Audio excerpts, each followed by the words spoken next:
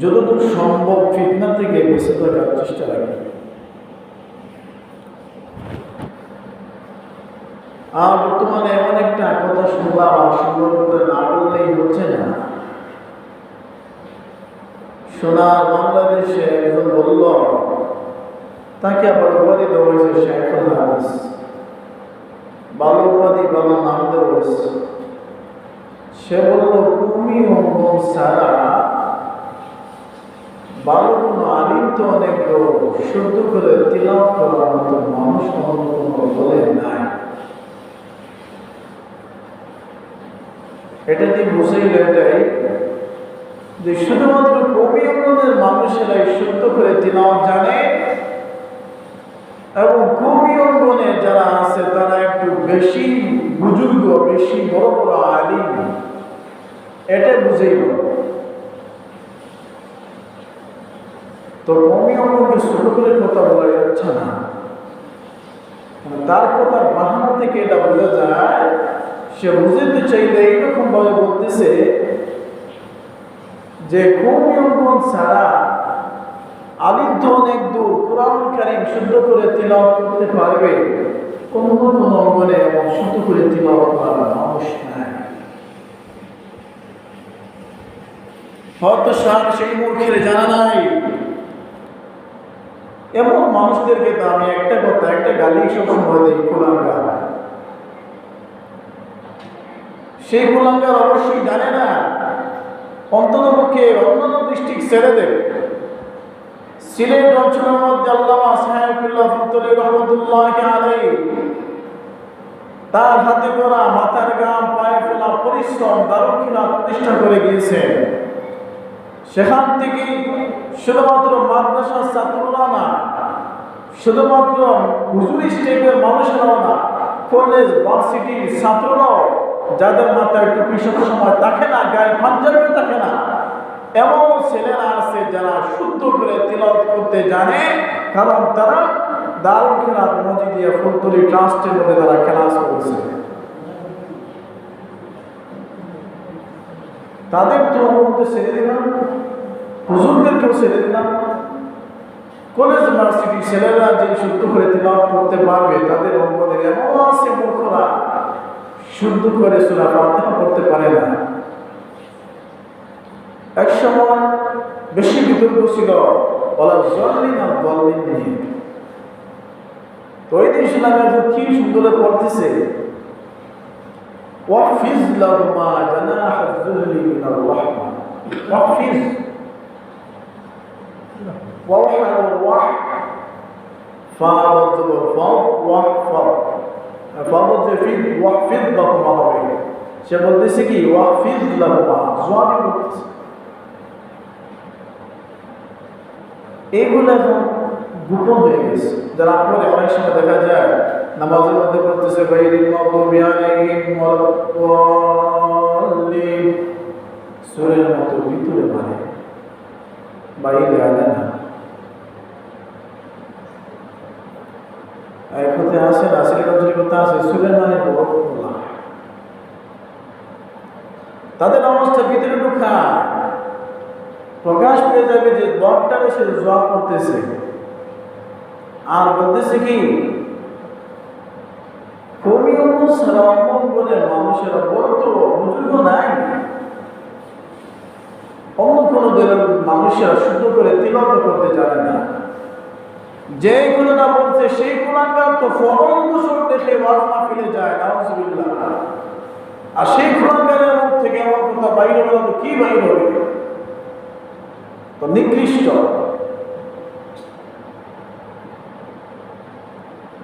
মানুষ কতটুকু নিম্ন স্তরে চলে যায়, বাবলি অবাক লাগে।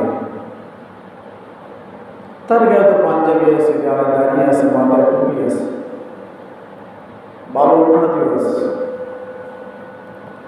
এই জন্য সবসময় বড় চেয়ার দিয়ে হয় না, বড় পদ পদবি দিয়ে সবকিছু হয় না, অর্জন করতে হয়। শুধুমাত্র লেবাস করলে হয় না, লেবাসের মধ্যে আপনার আমার যে পরিধান কাপড় পরবো সেই কাপড়ের মধ্যে আমাদের তাকওয়া আছে। অর্থাৎ কাপড় কিছু কাপড় আছে যেগুলো পরলে বোঝা যায় আল্লাহওয়ালা মানুষ, আর কিছু কাপড় পরলে দেখা যায় বখাটে। যেমন গত সন্ধ্যায় বলছিলাম টু কোয়ার্টার প্যান্ট, আমি বলছি না, বলার পরে হয়তো পরের দিন আরেকদিন দেখলাম আমাকে দেখে দেখে আবার ওই শর্ট প্যান্ট কিনতো, আবার দেখে দেখে হাসতেছে, নির্লজ্জ। বললাম ভালোর জন্য করতেছে বলতেছে, আমার সামনে সে দাঁড় বাহির করে হাসতেছে। আল হায়াউ সুবাতুল ঈমান, যার হায়া নাই তার ঈমানও নাই, আর বেঈমান কখনো জান্নাতে যেতে পারে না। আদবে আউলিয়া আর বেআদবে শয়তান, যার মধ্যে আদব আছে সেই আউলিয়া হয়ে গেছে, যার মধ্যে আদব নাই সেই শয়তান আর গুমরাহ হয়ে গেছে। শয়তানের সব থেকে খারাপ গুণ হলো গুমরাহ।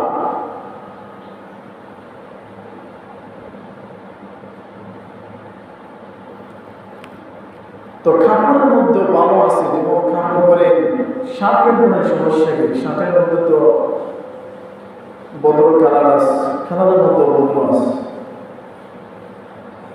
শার্ট অনেক সময় ফুল হাত থাকে, ওইটা বেশি করে বদলতা বজায় রাখে। খনিকাটা শার্ট বলেন, টি শার্ট বলেন, যদি খনি বাইরে হয়ে যায় নামাজ নকল হয়ে যায়, খেয়াল রাখবেন।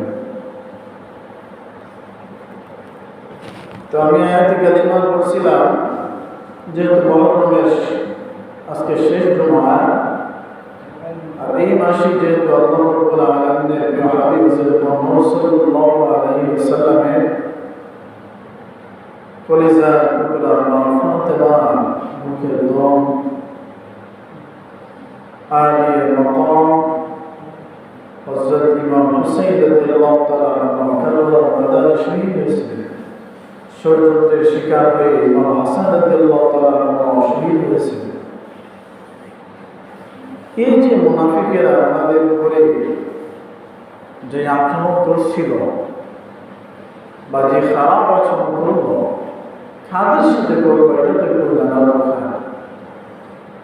কিভাবে করলো, নামে করলো শুনলাম। রাসূল সাল্লাল্লাহু আলাইহি ওয়াসাল্লাম বলেন, একজন সাহাবীকে বলছিলেন, সাহাবী কিয়ামতের ময়দানে তোমরা উসিলা নিয়ে দোয়া করো। সাহাবী বললেন, ইয়া রাসূলুল্লাহ, আমরা কার উসিলা নেব? বললেন, কিয়ামতের ময়দানে আরশে আজিমের ছায়ার নিচে একটা জায়গা আছে, ওই জায়গাটার নামই হলো উসিলা।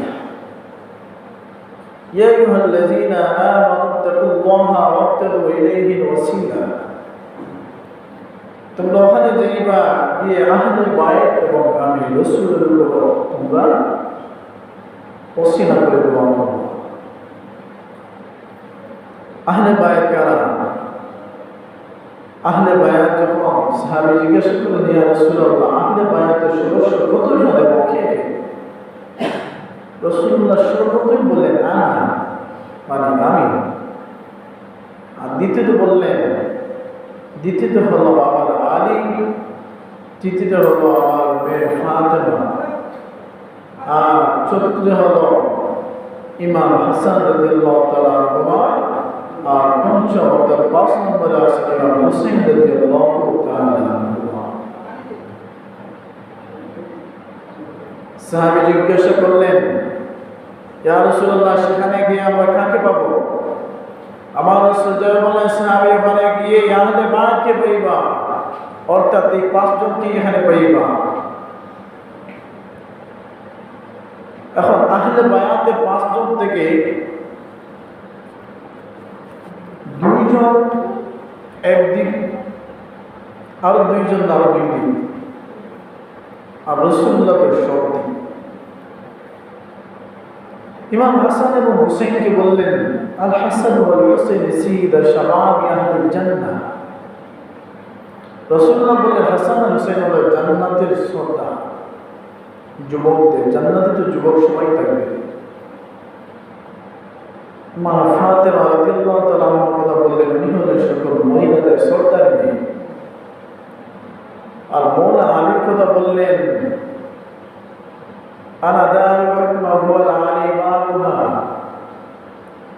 রাসূলুল্লাহ বলেন আমি হইলাম ইলমের সর্দার, সেই ইলমের দরজা হইল আমার আলী। আলী একদিন জিজ্ঞাসা করলেন, ইয়া রাসূলুল্লাহ, আমি আপনার কতটুকু প্রিয়? আমার রাসূল বলেন, আলী তুমি কি জানো নবী মুসা আলাইহিস সালামের ভাই হারুন যেমন মুসার কাছে যতটুকু মর্যাদা ছিল, ঠিক তেমনি আমি রাসূলের কাছে তুমি আলীর মর্যাদা অর্থন। আল্লাহ পাক রব্বুল আলামিন কোরআন কারীমের মধ্যে স্পষ্ট ভাষায় বলেন, আপনি বায়াতের কথা আল্লাহ পাক রব্বুল আলামিন কোরআন কারীমের মধ্যে বলেন